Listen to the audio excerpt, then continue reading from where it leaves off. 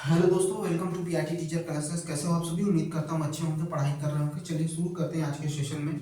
देखिए, अभी हमारे ही कहते हैं कि चीज़ों को मतलब हमें उनसे नहीं मतलब है, लेकिन चूंकि आज साइंस की वीडियो नहीं आ पाई, कुछ प्रॉब्लम थी, इस वजह से नहीं आ पाई। प्रॉब्लम क्या, अभी बगल में ही एक लोग अभी एक्सपायर कर गई हैं, तो इस वजह से सुबह में खाली नहीं हो पाए, तो इस वजह से क्लास नहीं ले पाए आपकी। चूंकि एकदम जस्ट बगल की बात थी, तो शोर शराबा भी था, ठीक है, क्योंकि रोने धोने की आवाज़, तो इस वजह से नहीं पढ़ा पाया। इस वजह से अभी सारी चीज़ें हो गई क्रियाकलाप, तब आपका क्लास लेने आया हूँ और मैं अभी खाली हो गया हूँ। तो आपके साइंस की जो जो ये लास्ट चैप्टर बचा है, क्लास 8 का जो है लास्ट चैप्टर बचा हुआ है साइंस का, लाइट, ठीक है। उसको कल सुबह मैं लेके ख़त्म कर दूंगा, आप तक वीडियो 10 से 11 बीच के बीच में मिल जाएगी।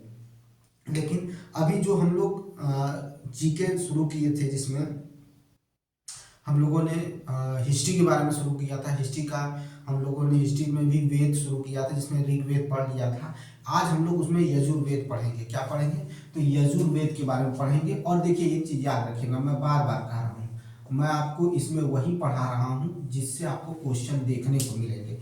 आपको मैं पूरा डिटेल नहीं पढ़ाने चल रहा हूँ। अगर आप रेलवे का डिटेल पढ़ने चलेंगे, रेलवे का डिटेल पढ़ेंगे, तो भाई आप नहीं कर पाएंगे। एक चीज़ याद रखिएगा, रेलवे का पूरा डिटेल अगर आप पढ़ने चलेंगे तब तो आप पढ़ चुके हैं, इस चीज़ को याद रखिएगा।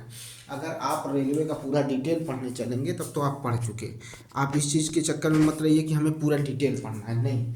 आपको सिर्फ इतना पढ़ना है, इतना पढ़ लेना है जिससे कि आपके क्वेश्चन क्या हो जाए, ठीक है। वो आप वो देख के पढ़िए, ठीक है। और जिनको लगे कि हाँ ये अभी क्या पढ़ा रहे हैं या इतना इम्पोर्टेंट ये नहीं है, तो वो जा सकते हैं, क्योंकि ये याद रखिएगा कि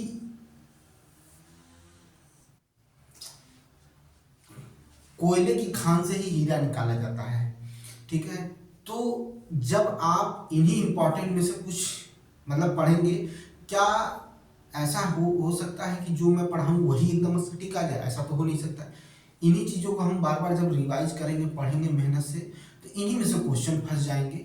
और आपको, आप जब पूरा एक कहते हैं कि पढ़ाएंगे, पूरे चैप्टर में इतना रिवाइज करेंगे, पढ़ाएंगे, तब जाकर कहीं 4 5 क्वेश्चन आपके क्या होंगे, टकराएंगे।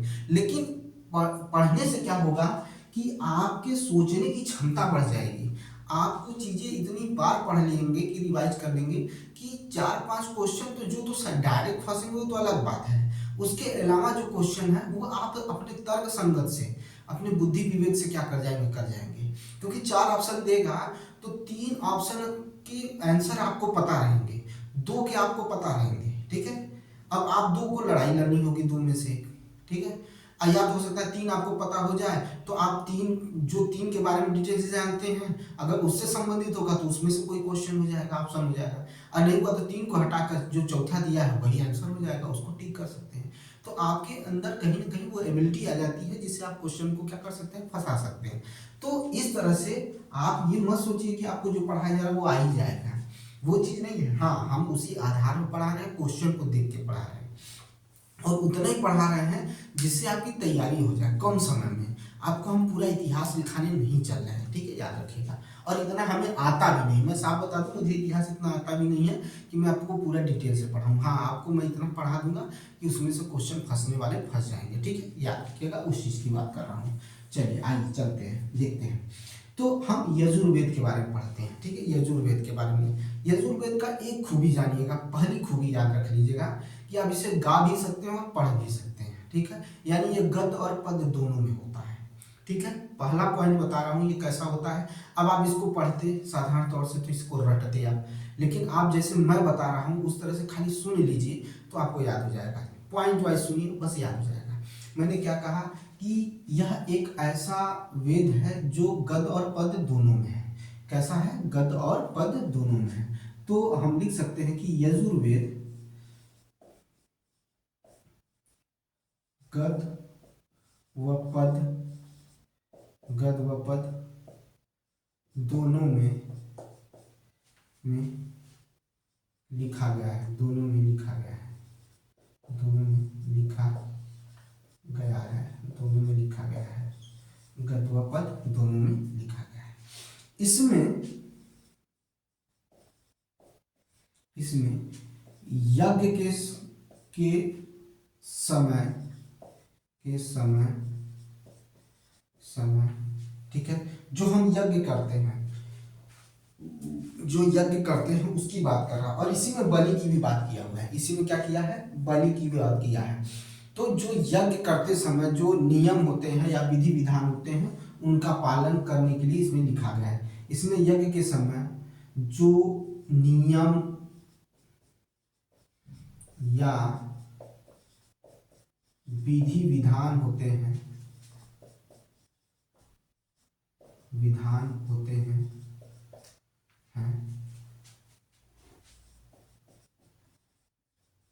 उनकी चर्चा की गई है, उनकी चर्चा की गई है। तथा इसी के साथ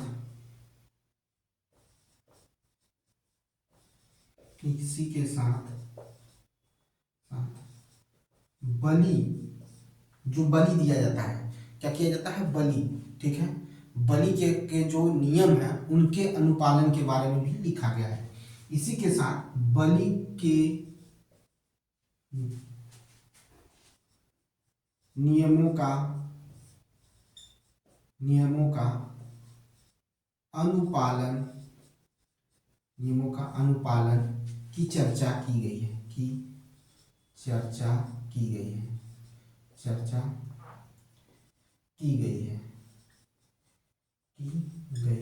ठीक है, नियमों की चर्चा की गई है, अनुपालन की चर्चा की गई है, ठीक है।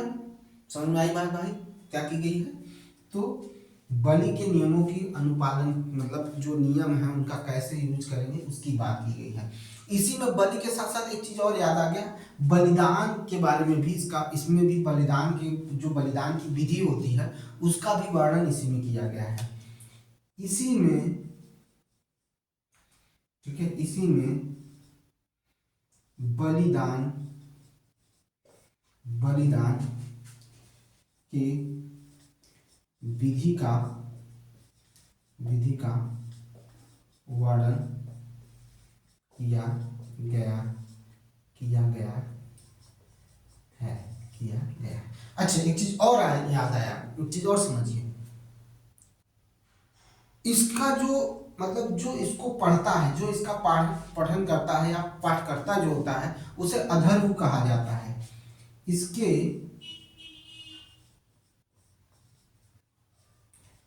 पाठकर्ता को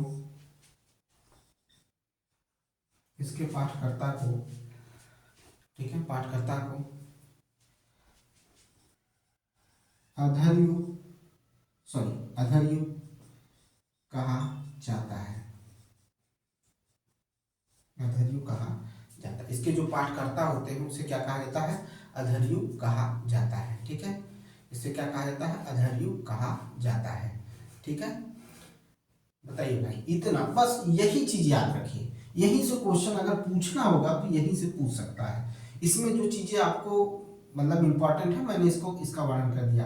क्वेश्चन यहाँ से बन सकता है पहला कि ये गद्य पद दोनों में होता है, और उसके बाद देखिए ये कहा गया बलि का, तो सोचिए बलि का नियम अनुपालन है, ये बलिदान विधि का जो वर्णन है इसका कर सकते हैं, और एक ये कर सकते हैं कि जो उसके पाठनकर्ता होते हैं उसको क्या कहा जाता है, जो उसके पाठकर्ता होते हैं। जैसे अभी हम लोग पढ़े थे, इससे पहले पढ़े थे कि जो ऋग्वेद के जो पाठकर्ता होते थे उसे होत्रु कहते थे, क्या कहते थे, होत्रु कहते थे। इसमें क्या कहते हैं, अधर्यु कहते हैं, ठीक है, जो उसके पाठकर्ता थे उसे होत्रु कहते थे, और इसको क्या कहते थे, तो इसको क्या कहते हैं, तो इसको अधर्यु कहते हैं, ठीक है, याद रखिएगा। इतना बस आप लर्न करके रखिए, आपका काम हो जाएगा, इतना बस लर्न करके रखिए, आपका काम हो जाएगा।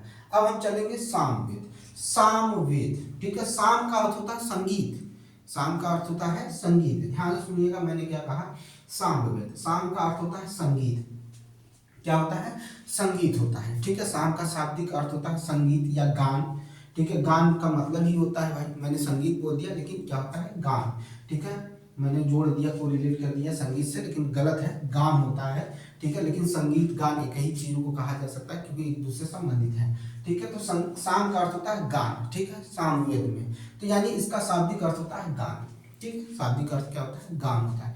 इस वेद मतलब जो ये वेद है, इस वेद में जैसे इसमें यज्ञों के नियमों का मतलब किस तरह से मंत्रों का बारे में दिया हुआ है, उसकी बात क्या है, इसमें क्या है कि मुख्यतः यज्ञों के जो अवसर पर गाए जाने वाले ऋचाएं होती हैं उनका संकलन मिलता है। इसमें तो नियमों का, ठीक है, यज्ञ करते समय जो नियम होते हैं, विधि विधान होते हैं, उसकी बात है। लेकिन यज्ञ के समय जो ऋचाएं गाई जाती हैं, जो यज्ञ के समय ऋचाओं को का गान होता है, उसका संकलन इसमें मिलता है, किसमें, सामवेद में मिलता है। किसमें मिलता है, सामवेद में मिलता है। ठीक है, अभी सिर्फ ये याद रखिए क्योंकि यहाँ से क्वेश्चन बहुत कम देखने को मिले हैं, तो कहते हैं ना कि एक बार पढ़ा दीजिए, ठीक है, तो एक बार पढ़ा देते हैं। लेकिन जब इसके बाद हम चलेंगे, जैसे गौतम बुद्ध के बारे में पढ़ेंगे, जहाँ से क्वेश्चन आए हैं, मैंने देखा है जैन धर्म से क्वेश्चन आया है, सिख धर्म से क्वेश्चन आए हैं, ठीक है, वहां पर आपको और डिटेल से पढ़ाने की कोशिश करूंगा। इतना तो जरूर दे दूंगा कि आपका पूरा अच्छे से तैयार हो जाए, ठीक है। तो इसमें क्वेश्चन कम देखे गए, इस वजह से इसको मैं उतना ही पढ़ा रहा हूँ जहाँ से क्वेश्चन आने की संभावना हो सके, ताकि भविष्य में ये न रहे कि यार ये छोड़ दिए, ये गलती हो गई, ठीक है, वो नहीं करना है। कम से कम इसमें भाई ये बहुत बड़ा है, मैंने देखा उसमें, लेकिन इतना अंदर वो नहीं जाएंगे, ठीक है। उतना अंदर पढ़ने का मतलब पीसीएस पढ़िए, यूपी पीसीएस के लिए पढ़िए, ठीक है, लोअर पीसीएस के लिए और डिटेल्स पढ़िए। लेकिन इतना के लिए आपके रेलवे की जो टीचर की भर्ती है, या जो एनटीपीसी का होने वाला ग्रेजुएट, अंडर ग्रेजुएट या ग्रुप डी का होगा, उसमें भी इतना तक चलेगा, कोई दिक्कत नहीं है। इससे ज़्यादा वो नहीं जाने वाले हैं क्योंकि बहुत बड़ा है, ठीक है, समझ में आई बात। चलिए, ये हो गया। तो सामवेद के बारे में चर्चा कर रहे थे। तो हमने क्या कहा, साम का अर्थ होता है गान, ठीक है। इसमें यज्ञों में गाए जाने वाली ऋचाओं का क्या किया गया है, सामवेद में वर्णन किया गया है, ठीक है। दो चीजें आप पकड़ के रखिए पहले, कि हमने क्या कहा, साम का अर्थ बता दिया, उसके बाद यज्ञों में जो ऋचाएं गाई जाती हैं उनका संकलन है, ठीक है।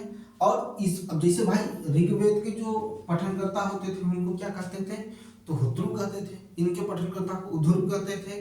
अब इसके बाद इसके भी पठनकर्ता भी होंगे, इसके भी जो पठनकर्ता है उसे क्या कहते हैं, तो उन्हें उदात्रु कहते हैं। क्या कहा जाता है, उद्रात्रु, ठीक है, उद्रात्रु कहा जाता है, ठीक है, त्रु कहा जाता है, ठीक है, जो पठनकर्ता होते हैं। ये मुख्य चीजें हैं जो याद करने वाली चीजें, जिनको याद रखना बहुत ही जरूरी है, ठीक है, तो उनको याद रखिए, ठीक है।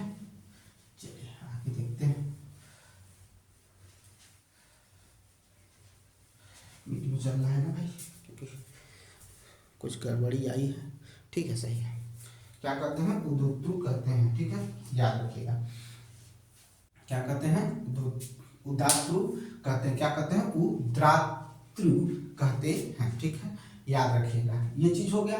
और क्या कहा जाता है, तो कहा जाता है इसका संकलन ऋग्वेद पर आधारित होता है, यानी इसमें जो संकलन है, ऋचाओं का जो संकलन हुआ है वो ऋग्वेद पर आधारित। इसमें कुल 1810, ठीक है, 1810 ऋचाएं होती हैं, ठीक है, 1810 क्या होती हैं, ऋचाएं होती हैं, सॉरी ऋचाएं कह रहे हैं, ऋचाएं बार बार सुक्त कहते हैं। 1810 क्या है, सुक्त है। इसमें क्या है, 1810 क्या है, सुक्त है, याद रखिएगा। इसमें क्या है, 1810 सुक्त है, ठीक है, याद रहेगा, भूलिएगा मत, ठीक है। और जो प्राय क्या होता है, क्या होता है, जो आप देखेंगे कि ये जो 1810 है ना, इसमें से क्या है कि आपको मैक्सिमम जो है वो ऋग्वेद से लिया गया है। इसीलिए कहा जा रहा है कि जो सामवेद है वो ऋग्वेद पर आधारित है, ठीक है, ऋग्वेद पर आधारित है। इसका मतलब ये हो गया कि हम कह सकते हैं कि ऋग्वेद से ही निकला हुआ कौन है, सामवेद है, ठीक है, ऋग्वेद से निकला हुआ ही सामवेद है। और इसे भारतीय संगीत का क्या कहा जाता है, सबसे इंपॉर्टेंट है, पूछ लेगा ये क्वेश्चन, तो एकदम मोस्ट इंपॉर्टेंट लिख लीजिएगा कि भारतीय संगीत का जनक किस वेद को माना गया है, तो भारतीय संगीत का जनक सामवेद को माना गया है, ठीक है। और याद रखिएगा एक और इंपॉर्टेंट पॉइंट, यजुर्वेद में और सामवेद में, यजुर्वेद में और सामवेद में किसी भी प्रकार के, ठीक है, किसी भी प्रकार के जो विशिष्ट घटनाएं हैं, जो विशिष्ट घटनाएं, जो ऐतिहासिक घटनाएं हैं, विशिष्ट ऐतिहासिक जो घटनाएं हैं, उनका वर्णन आपको नहीं देखने को मिलेगा, उनका वर्णन आपको देखने को नहीं मिलेगा, विशिष्ट ऐतिहासिक घटनाओं का वर्णन नहीं मिलेगा। जबकि आपको ऋग्वेद में याद रखिएगा कई राजवंशों की घटनाओं का वर्णन मिलेगा, ठीक है, कई राजवंशों के घटनाओं का वर्णन आपको ऋग्वेद में देखने को मिलेगा। अभी हम पढ़ाएंगे आगे तो आपको उस जगह पर दिखाएंगे कहाँ कहाँ पर ऋग्वेद की बात की गई है, ठीक है, तो उसमें आपको चर्चा मिलेगी। लेकिन जहाँ पर नहीं है तो वहाँ पर नहीं है। तो हमारे पास यजुर्वेद में, सामवेद में ऐसा कुछ भी नहीं है। तो आइए चलते हैं सामवेद में।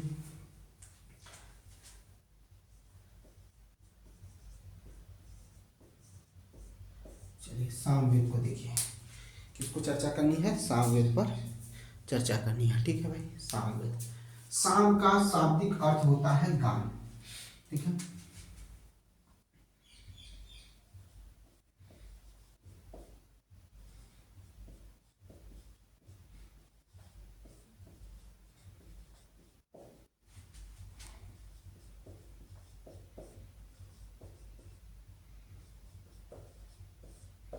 शाम का शाब्दिक अर्थ होता है गान। शाम का शाब्दिक अर्थ होता है गान, याद रखिएगा, ये क्या है, गान। ठीक है, संगीत। और क्या बोला गया, इससे सामवेद को, सामवेद को भारतीय संगीत का जनक कहा गया है। कहा गया है, भारतीय संगीत का जनक कहा गया है। सामवेद को भारतीय संगीत का जनक कहा गया है। सामवेद को क्या कहा गया, भारतीय संगीत का जनक कहा गया है। याद रखिएगा, सामवेद को भारतीय संगीत का क्या कहा गया है, तो जनक कहा गया है। ठीक है, और इसमें देखिए मैंने कहा ना कि यज्ञ के समय, यज्ञ के समय समय गाए जाने वाली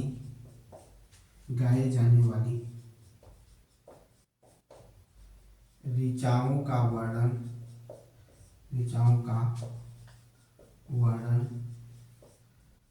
सॉरी संकलन, वर्णन क्यों, यज्ञ के समय गाए जाने वाले ऋचाओं का संकलन किया गया है।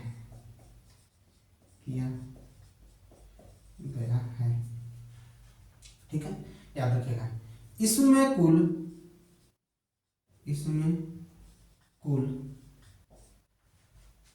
1810 सूक्त हैं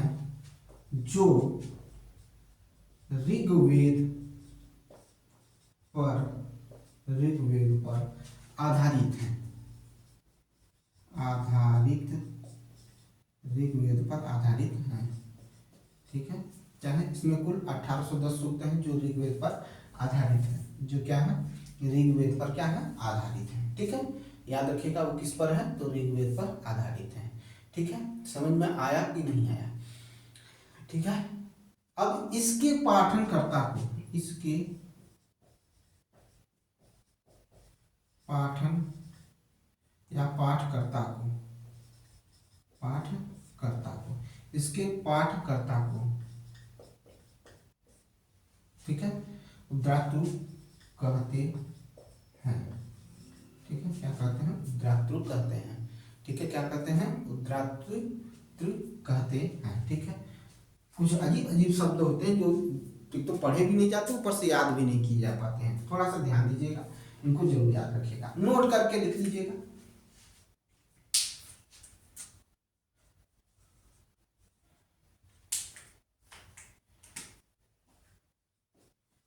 सामवेद व यजुर्वेद में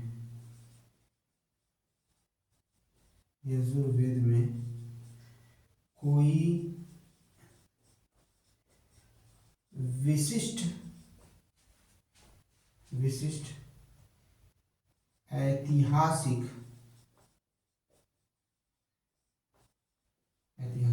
घटनाओं का वर्णन नहीं मिलता है। याद रखिएगा, घटनाओं का वर्णन नहीं मिलता है। ठीक है, याद रखिएगा। ये हो गया आपका सामवेद हो गया। हमने 3 पढ़ लिए। ठीक है, छोटे से एक डिटेल से हमने क्या कर लिया, 3 पढ़ लिया, जिसको हम आराम से क्या कर सकते हैं, लर्न कर सकते हैं। और इतने में ही हम, आप देख लीजिएगा उठाकर, और हम आपको दिखाएंगे भी, अगर मिल जाता है तो जरूर दिखाएंगे। ठीक है, बहुत इसमें क्वेश्चन नहीं आते हैं, लेकिन जैसे ही हम आगे बढ़ेंगे, कुछ जैसे उपनिषद हो गए, ठीक है, उनके बारे में चर्चा करेंगे। ठीक है, कुछ जो होते हैं, जैसे कुछ चीज़ें लिखी गई हैं ठीक है, उस पर चर्चा करेंगे। ठीक है, तो उसके जो भी लिखे गए हैं, जैसे बौद्ध धर्म में जो ग्रंथ लिखे गए हैं, जैन धर्म में जो ग्रंथ लिखे गए हैं, जो तो ये इनके जो रचयिता हैं, ठीक है, वो कभी कभी बहुत पूछ लिए जाते हैं, तो उनको भी पढ़ना या उनको याद रखना बहुत जरूरी है। जैसे अब कहें कि एक होता है कि समय, जैसे पुराण, अगर हम बात करें, पुराण एक ऐतिहासिक क्या है, कथाओं का सबसे अच्छा क्रमबद्ध क्या है, इसमें विवरण मिलता है। तो विष्णु पुराण हो गया, ठीक है, विष्णु पुराण हो गया जो मौर्य वंश के समय में क्या हुआ था, संबंधित था। ठीक है, विष्णु पुराण मौर्य वंश से संबंधित था। उसी तरह से आपका है, एक होता है आपका मत्स्य पुराण होता है। कौन है, मत्स्य पुराण होता है, जो कहा जाता है राजवर्धन, ठीक है, किससे, सॉरी राजवर्धन कर रहे हैं, सॉरी सातवाहन, ठीक है, किससे, सातवाहन से जुड़ा हुआ है। ठीक है, आंध्र सातवाहन जो है। इसी तरह से वायु पुराण है, वायु पुराण तो एकदम सबसे अच्छा है। वायु पुराण गुप्त वंश से जुड़ा हुआ है या गुप्त साम्राज्य से जुड़ा हुआ है। ठीक है, तो ये सारे क्या है, ये क्वेश्चन हो सकता है कि आपसे क्वेश्चन इनसे कुछ पूछ लिया जाए। ठीक है, आपसे क्या कर लिया जाए, कुछ क्वेश्चन पूछ लिया जाए। ठीक है, ठीक है, जैसे इसी में बौद्ध धर्म क्या है, दो में बटा हुआ था, हीनयान महायान। तो हीनयान का प्रमुख ग्रंथ क्या है, महायान का क्या है, यहाँ से क्वेश्चन हो सकते हैं, आपको पूछ लिया। तो हम उन सब चीज को पढ़ेंगे। कल्पसूत्र, ठीक है, कल्पसूत्र की रचना किसने की, किसका है, तो ये सारी चीजें क्वेश्चन आ सकते हैं, तो हम उसको जरूर पढ़ेंगे। ठीक है, वहां पर हमें डिटेल से पढ़ना जरूरी है, लेकिन यहाँ पर भी उतना डिटेल नहीं पढ़ना है। अब हम पढ़ेंगे अथर्ववेद के बारे में। किसके बारे में पढ़ेंगे, अथर्ववेद के बारे में पढ़ेंगे। ठीक है, अथर्ववेद के बारे में हम लोग क्या करेंगे, चर्चा करेंगे। चलिए अथर्ववेद के बारे में देख लेते हैं।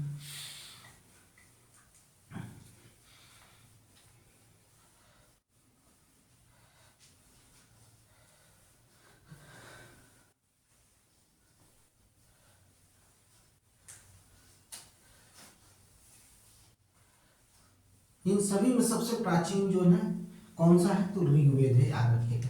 संगीत के लिए कौन सा है, तो सामवेद के लिए है। संगीत, भारतीय संगीत का जनक कहा जाता है सामवेद को। सामवेद को क्या कहा जाता है, भारतीय संगीत का जनक कहा जाता है। ठीक है, क्या कहा जाता है, भारतीय संगीत का जनक कहा जाता है। ठीक है, चलिए देखिए,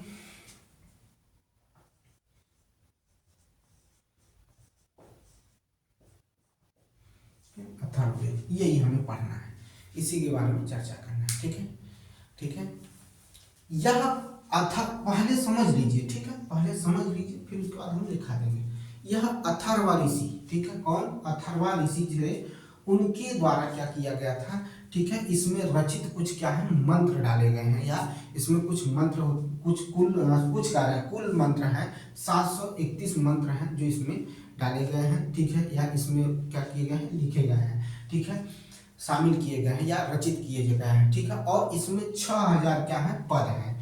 ठीक है, फिर से सुनिएगा, इसमें अथर्वा ऋषि द्वारा, ठीक है, कुल मंत्र 731 है। ठीक है, और पदों की संख्या कितनी है, 6000 है। पदों की संख्या कितनी है, तो 6000 पदों की संख्या है। 6000 क्या है, पदों की संख्या है। ठीक है, 6000 क्या है, पदों की संख्या है। समझ में आई बात। तो कुल जो मंत्र हैं वो ऋग्वैदिक मंत्रों से भी क्या किया गया, यानी ऋग्वेद में जो मंत्र हैं उनसे भी क्या किया गया है, इनको लिया गया है, या कहा जा सकता है, सॉरी लिया गया कह रहा हूँ यार, नहीं, इसमें जो मंत्र डाले गए हैं वो ऋग्वेद से प्राचीन, मतलब ऋग्वेद में जो मंत्र हैं उनसे भी प्राचीन मंत्र हैं इसमें।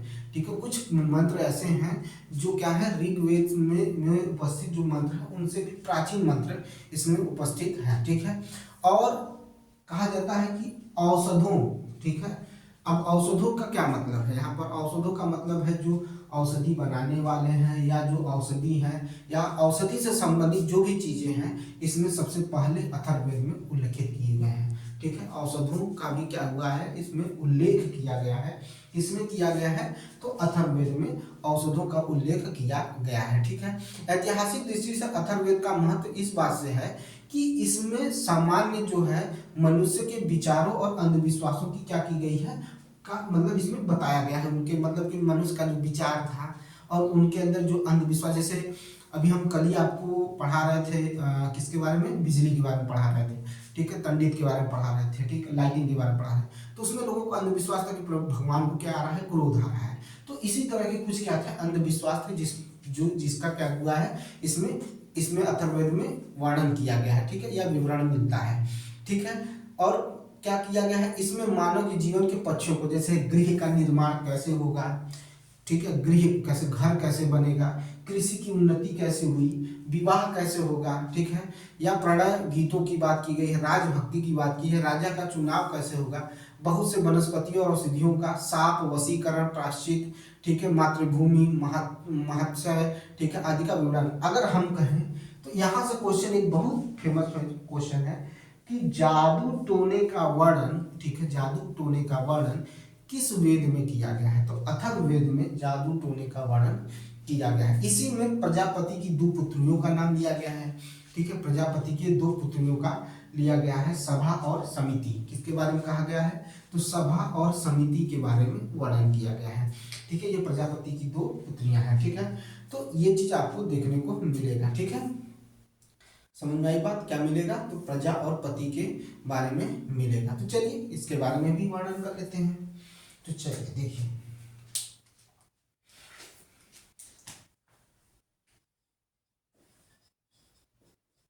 अथर्वा ऋषि द्वारा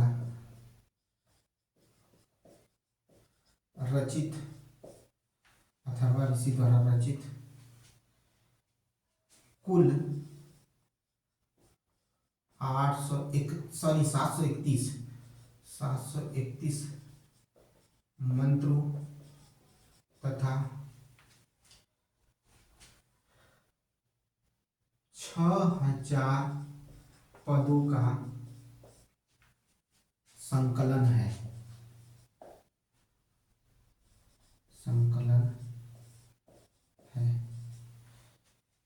इसमें कुछ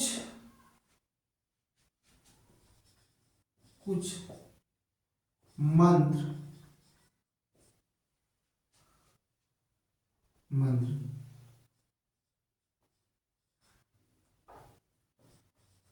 ऋग्वेद वेद के मंत्रों से भी पुराने हैं, ऋग्वेद के मंत्रों से भी क्या है, पुराने हैं, ठीक है, ऋग्वेद के मंत्रों से भी क्या थे, पुराने थे, ठीक है। और मैंने कहा कि इसमें औषधि, आप सीधे सीधे लिखिए औषधि, इसी से पकड़ लीजिएगा, औषधो औषधि, औषधि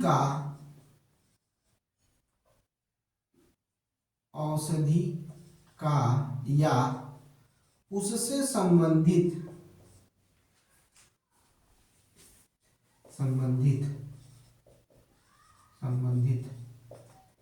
वृक्षों का विस्तृत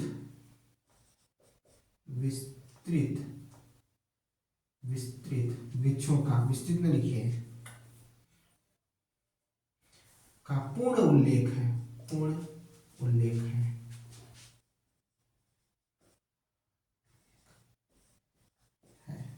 ठीक है, पूर्ण उल्लेख है। इसमें मानव के विचारों तथा अंधविश्वासों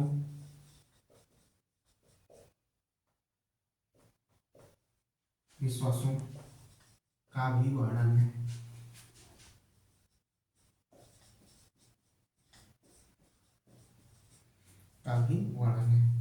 इसमें मानव का जैसे लिखती है भाई, मानव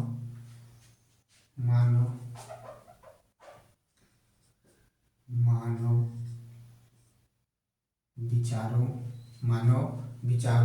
तथा अंधविश्वासों का वर्णन है, ठीक है, अंधविश्वासों का क्या है, वर्णन है, ठीक है, समझ में आया कि नहीं आया, ठीक है। जैसे मानव जीवन के सभी पक्ष, जैसे इसी में मानव जीवन के सभी सभी पक्ष कौन कौन से पक्ष भाई? जैसे गृह निर्माण,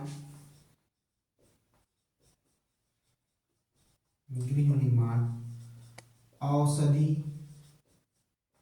ठीक है, औषधि, गृह निर्माण, औषधि, कृषि की उन्नति, कृषि की उन्नति,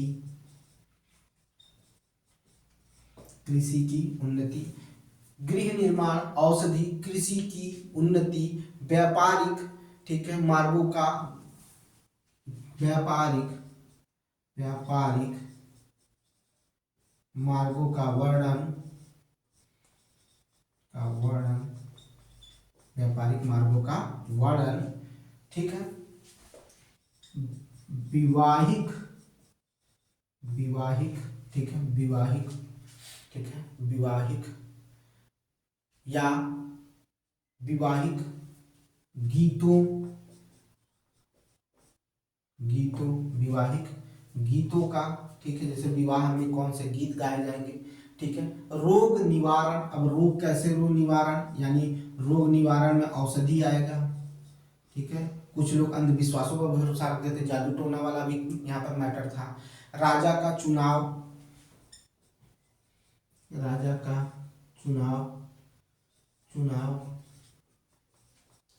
राजभक्ति, ठीक है, जादू टोना,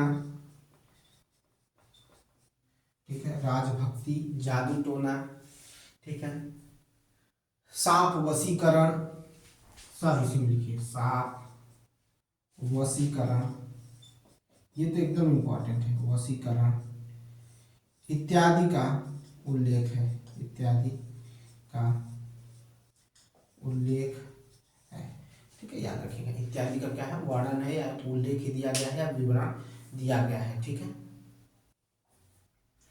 ठीक है, ठीक है, इसमें जो राजा कुरु थे, ठीक है, जो कुरुओं का वंश था उसका या उसके शासन का या उसके क्षेत्र का या उसके जो कहते हैं कि जो देश थे, ठीक है, कुरुओं का जो कुरु देश जो था उसके बारे में क्या किया गया है, उनके देश के बारे में जो समृद्धियां हैं उनका क्या किया गया है, वर्णन किया गया है। पहले इतना हो गया, देख लीजिए।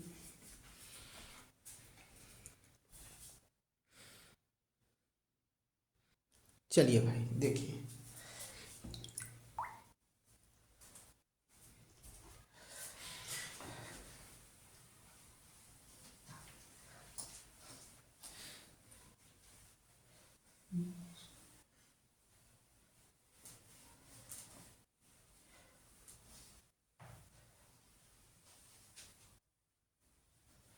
देखिए इसमें अथर्ववेद में परीक्षित को कुरुओं का राजा कहा गया, परीक्षित जो था उसको क्या कहा गया, कुरुओं का राजा कहा गया अथर्ववेद में, ठीक है,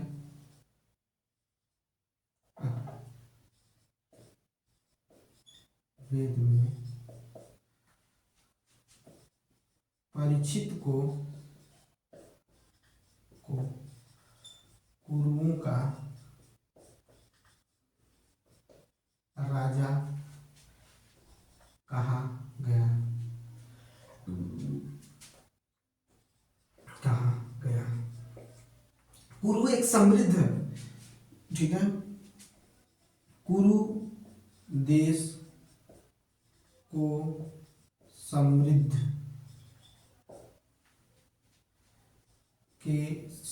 देश के रूप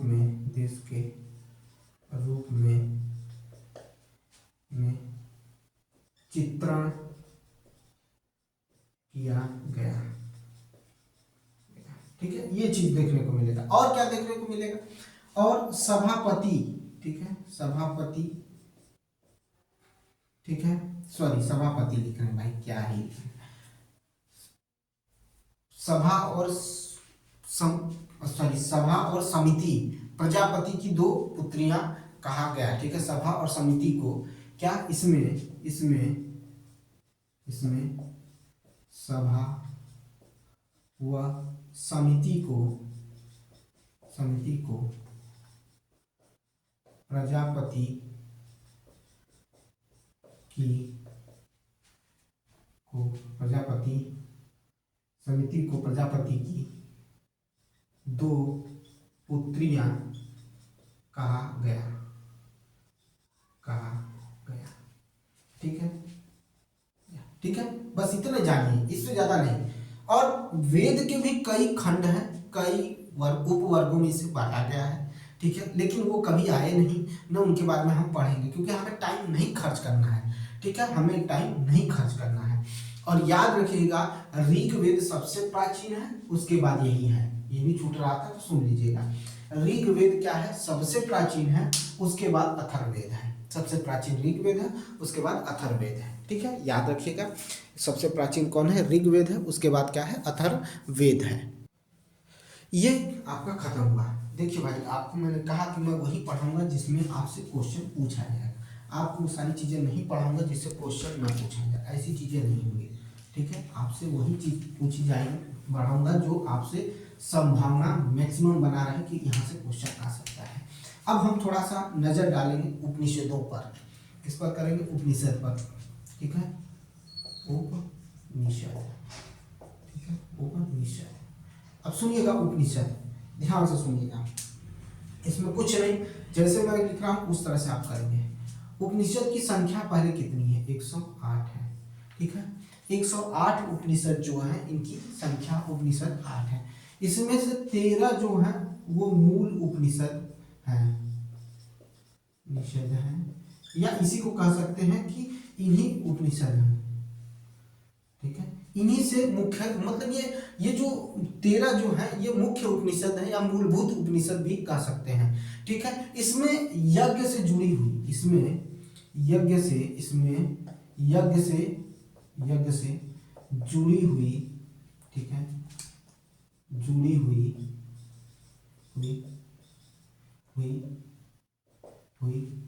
यज्ञ से जुड़ी हुई जैसे कुछ महत्वपूर्ण क्या दिए गए हैं, मतलब कह सकते हैं कि वो मतलब कहते हैं कि यज्ञ से जुड़े हुए जो क्या है, मतलब कुछ इंपॉर्टेंट चीजें, तथ्य दिए हुए हैं, जैसे दार्शनिक विचार। ठीक है, दार्शनिक विचार। ठीक है, दार्शनिक विचार। ठीक है, दार्शनिक विचार। ठीक है, ये होगा, आत्मा हो जाएगा इसी में। ठीक है, क्या हो जाएगा? आत्मा हो जाएगा। फिर उसके बाद ब्रह्मांड हो जाएगा। ठीक है, ब्रह्मांड हो जाएगा। ठीक है, ब्रह्मांड हो जाएगा,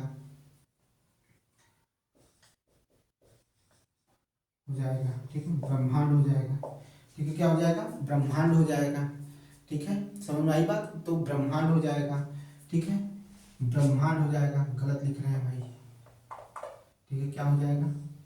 पहला ही से लिखे थे, ब्रह्मांड हो जाएगा। ठीक है, फिर मैंने क्या लिखा? दार्शनिक विचार हो जाएंगे, फिर आत्मा हो जाएगा, फिर ब्रह्मांड हो जाएगा। ठीक है, फिर क्या हो जाएगा? शरीर हो जाएगा और ब्रह्म हो जाएगा। शरीर हो जाएगा और क्या हो जाएगा? ब्रह्म हो जाएगा, तथा ब्रह्म हो जाएगा, तथा ब्रह्म हो जाएगा। ठीक है, ब्रह्म हो जाएगा, ये इसमें लिखा गया है। लेकिन संख्या कितनी है? 108। और मूलभूत कौन है, या मूल कौन है? 13 है। ठीक है, ये जरूर याद रखिएगा, ये नहीं याद रखेंगे तो भी चलेगा। ठीक है, चलेगा। और देखिए, मैंने कहा ना कि आपको मैं इंपॉर्टेंट चीजों को ही लिखवाऊंगा। ठीक है, जैसे मैत्रेयी संहिता जो है, ये जो संहिता है, ठीक है, संहिता ये जो है, ठीक है, मैत्रेयी संहिता जो है, इसके बारे में बात करें तो जो मैत्रेयी संहिता जो है, ठीक है, इसमें क्या कहा गया है कि मतलब कहा जाता है कि यहाँ इसमें जो स्त्री है, स्त्री को ये कहा गया कि जिस तरह से जुआ व शराब, ठीक है, शराब, ठीक है, जुआ और शराब की तरह ये भी क्या है, एक मतलब पुरुषों को का नाश करने वाली, या इतना मतलब स्त्रियों की स्थिति इतनी गिरी हुई थी कि इसमें स्त्री को इनसे तुलना किया गया है ठीक है, इससे क्या किया गया है, तुलना किया गया है। यानी इनको ये इतनी गिरी हुई स्थिति प्राप्त हुई है, और ये किसमें लिखा गया है, तो मैत्रेयी संहिता से प्राप्त होती है कि जुआ और शराब की भांति स्त्री भी तीसरा पुरुषों के नाश का दोष या कारण बनने वाली कौन है, स्त्री है। किसमें किया गया है, मैत्रेयी संहिता। पढ़ाने का जरूरत नहीं थी, लेकिन मुझे लगा कि हो सकता है कि क्वेश्चन आ सकते हैं, इस वजह से इसको उठा लिया। नहीं तो हम इसको नहीं उठाते, ठीक है, इसको हम नहीं उठाते क्योंकि इसकी जरूरत नहीं है। ठीक है, अब आइए हम लोग पढ़ेंगे पुराण के बारे में। ठीक है, किसके बारे में पढ़ेंगे, तो पुराण के बारे में पढ़ेंगे। पुराणों में क्या है, जो ऐतिहासिक कथाएं हैं उनका क्रमबद्ध तरीके से क्या मिलता है, वर्णन मिलता है। किसमें क्रमबद्ध तरीके से क्या मिलता है, वर्णन मिलता है। अभी मैंने बात भी की थी, ठीक है, वायु पुराण, मत्स्य पुराण, विष्णु पुराण, ठीक है, ये सब मैंने बात अभी की है, तो फिर उसी पर कर रहे हैं। तो पुराण, पुराण, ठीक है, किसकी का चर्चा करने चल रहे हैं, तो पुराण की चर्चा। ठीक है, पुराण किसकी चर्चा करने चल रहे हैं, तो पुराण की चर्चा करने चल रहे हैं। तो चलिए पुराण के बारे में समझ लेते हैं। ठीक है, पुराण के बारे में समझ लेते हैं।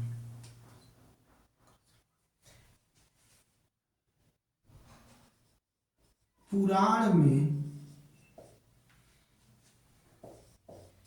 ऐतिहासिक कथाओं का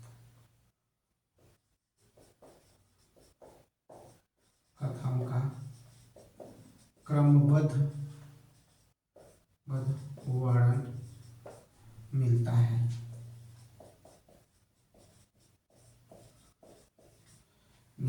ठीक है, ऐतिहासिक कथाओं का क्रमबद्ध वर्णन मिलता है। ठीक है, अब इसके रचयिता या इसके जो लिखने वाले, यानी इसके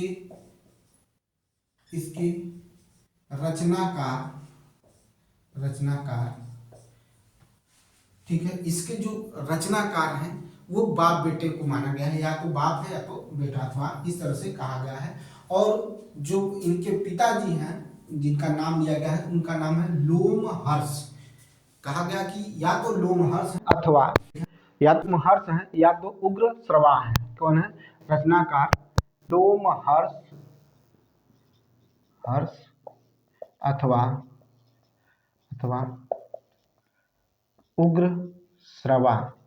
उग्र श्रवा। ठीक है, ये है। कुल पुराणों की संख्या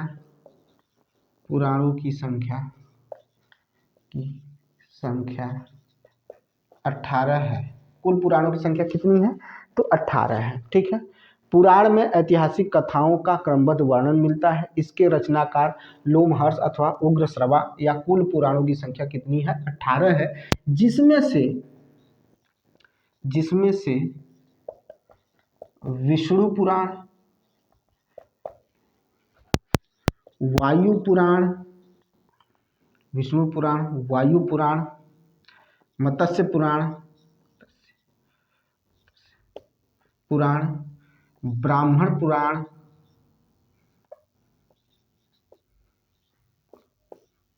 तथा ठीक है, विष्णु पुराण, वायु पुराण, मत्स्य पुराण, ब्राह्मण पुराण, ठीक है, ब्राह्मण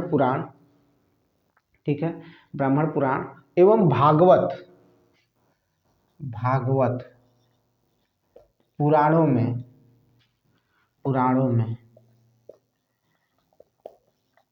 वंशीय राजाओं का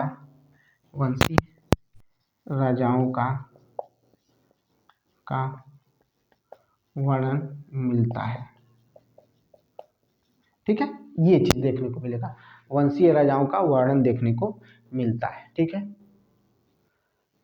जो वंशीय राजाएं थे उनका वर्णन मिलता है। अब ध्यान देना, अब इसमें देखिए, जो विष्णु पुराण है वो किससे संबंधित है, वायु पुराण है किससे संबंधित है, मत्स्य पुराण किससे संबंधित है, मैंने अभी से पहले चर्चा की थी। तो ये इंपॉर्टेंट है, रखिए, इनको रूप से याद रखिए, यहाँ से क्वेश्चन पूछा जा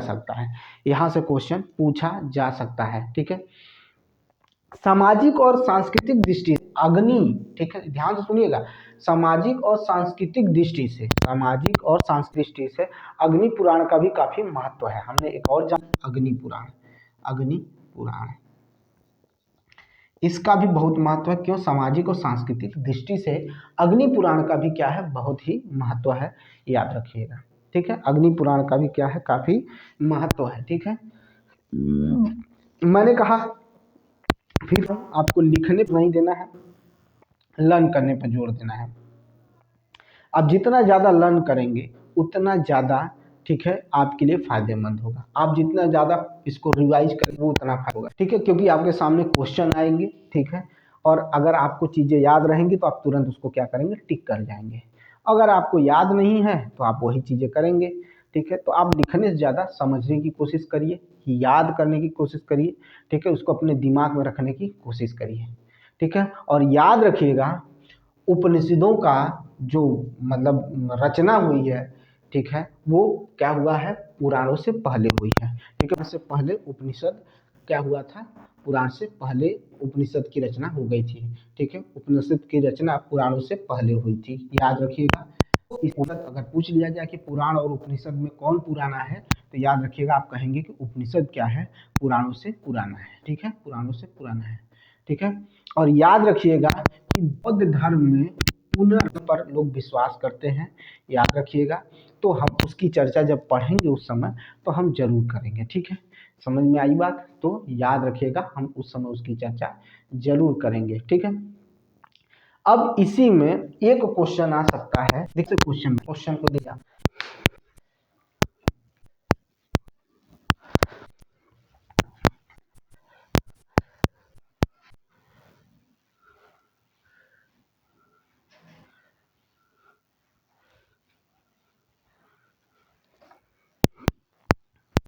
देख लीजिए।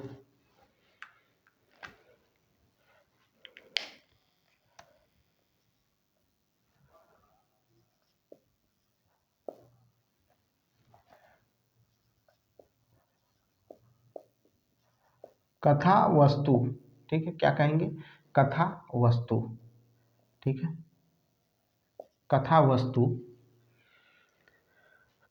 वस्तु ग्रंथ किस धर्म से संबंधित है, धर्म से संबंधित है, ठीक है। अब चार ऑप्शन दे देगा, एक यहाँ दे देगा आपका जैन धर्म, बौद्ध धर्म, ठीक है, जैन धर्म, बौद्ध धर्म, ठीक है, और आपको ईसाई धर्म, ठीक है, इस तरह से आपको दे देगा। तो भाई वो किससे संबंधित है, ठीक है, किससे संबंधित है? तो हमारा जो कथा वस्तु है वो बौद्ध धर्म से क्या है, संबंधित है। वो भी बौद्ध धर्म में दो चीजें, बौद्ध धर्म में दो चीजें, एक हीनयान और एक महायान। तो हीनयान से ये संबंधित है, किससे संबंधित है, हीनयान से संबंधित है। अच्छा, इसमें कथा वस्तु में मिलेगा क्या? अच्छा, ये क्वेश्चन कि कथा वस्तु जो ग्रंथ है इसमें किसके जीवन का वर्णन किया गया है? तो गौतम बुद्ध के जीवन का क्या किया गया है, वर्णन किया गया है कथा वस्तु में, ठीक है। उनके जीवन चरित्र का क्या किया गया है, वर्णन किया गया है, ठीक है, याद रहेगा। और जो जैन साहित्य होते हैं, याद रखिएगा, जो जैन साहित्य होते हैं उन्हें आगम कहा जाता है। जो जैन साहित्य को क्या कहा जाता है, आगम कहा जाता है। तो ये समझ में आ गया, कथा वस्तु के बारे में आप समझ में आ गया होगा कि बुद्ध धर्म से संबंधित है। वो बुद्ध धर्म में भी किसमें, हीनयान से संबंधित है, किससे संबंधित है, हीनयान से संबंधित है। और बौद्ध बुद्ध भगवान बुद्ध के जीवन चरित्र का वर्णन किया गया है। लेकिन जैन साहित्य को आगम कहते हैं, जैन साहित्य को, जैन साहित्य को, साहित्य को आगम कहते हैं। क्या कहते हैं, आगम कहते हैं। जैन साहित्य को क्या कहा जाता है, आगम कहा जाता है। जैन साहित्य को क्या कहते हैं, तो आगम कहा जाता है, ठीक है। जैन धर्म का जो कहते हैं कि प्रारंभिक इतिहास, ठीक है, कहाँ से मिलता है? अगर हम भाई अब जैन धर्म में पढ़ रहे हैं तो जैन साहित्य हम कहते हैं। तो जैन धर्म का प्रारंभिक इतिहास किससे मिलता है? तो जैन धर्म के प्रारंभिक इतिहास के बारे में अगर चर्चा करें तो जैन धर्म का प्रारंभिक इतिहास किससे मिलता है? तो जैन धर्म का प्रारंभिक इतिहास कल्पसूत्र से मिलता है, ठीक है।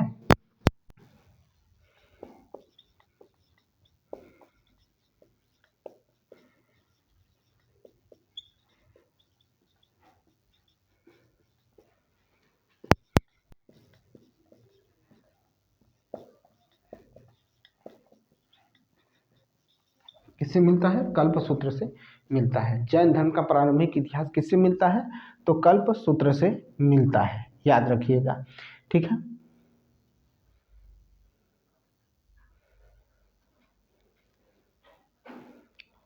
अब इसी तरह से आप भी जानते होंगे कि अर्थशास्त्र की रचना किसने की थी? तो कौटिल्य ने की थी। कौटिल्य कौन? चाणक्य, ठीक है। कौटिल्य किसने? चाणक्य, ठीक है। चाणक्य कौन था? इन्हें एक मतलब इन्हें मंत्री, प्रधानमंत्री बनाया गया था, ठीक है। किसके शासनकाल में बनाया गया था ये अब बताइएगा। इसकी भी चर्चा हम आगे करेंगे, पढ़ेंगे अभी में, ठीक है। और इन्हीं को, जो चाणक्य थे, इन्हीं को विष्णुगुप्त भी कहा गया, इन्हीं को कौटिल्य भी कहा गया, ठीक है। और इन्होंने ही क्या किया था ठीक है, एक शासक को गिराने का काम, और एक कहते हैं कि निचले वर्ग के व्यक्ति को, ठीक है, या कहा जाए कि दलित समूह से आने वाले, या कहा जाता है कि कहते हैं कि निचले वर्ग के व्यक्ति को क्या बनाया था? राजा बना दिया था, ठीक है। तो ये भी चर्चा वाली चीज़ है, ये भी पढ़ने वाली चीज़ है, और इसको भी हम लोग पढ़ेंगे, ठीक है। क्या करेंगे? पढ़ेंगे। और इनके जो अर्थशास्त्र है वो कई भागों में विभाजित था, ठीक है। क्या था? कई भागों में विभाजित था। पहली बात तो इसमें 18 अधिकरण थे। क्या थे? 18 अधिकरण थे, ठीक है। क्या थे? 18 जो थे, सॉरी 18 कराएं, 15 जो थे वो क्या थे? अधिकरण थे। और 108 15 अधिकरण और 108, ठीक है। 108, क्या बार बार 108 दिमाग में आ रहा है, 180 प्रकरणों की क्या की है? वर्णन। ये नहीं आएगा, इसके चक्कर में मत पड़िएगा, बस याद रखिएगा कि जैन धर्म का प्रारंभिक इतिहास कल्पसूत्र में है। अर्थशास्त्र की रचना करने वाले, ठीक है, वो कौन थे? कौटिल्य थे, उन्हीं का नाम विष्णुगुप्त था। चाणक्य भी वही थे, ठीक है। इनकी क्या की गई है? चर्चा की गई है, इनके बारे में बताया गया है, ठीक है। इनके क्या किया गया है? चर्चा की गई है, ठीक है। एक व्यक्ति और थे, ठीक है, जिन्होंने राज तरंगणी लिखा था।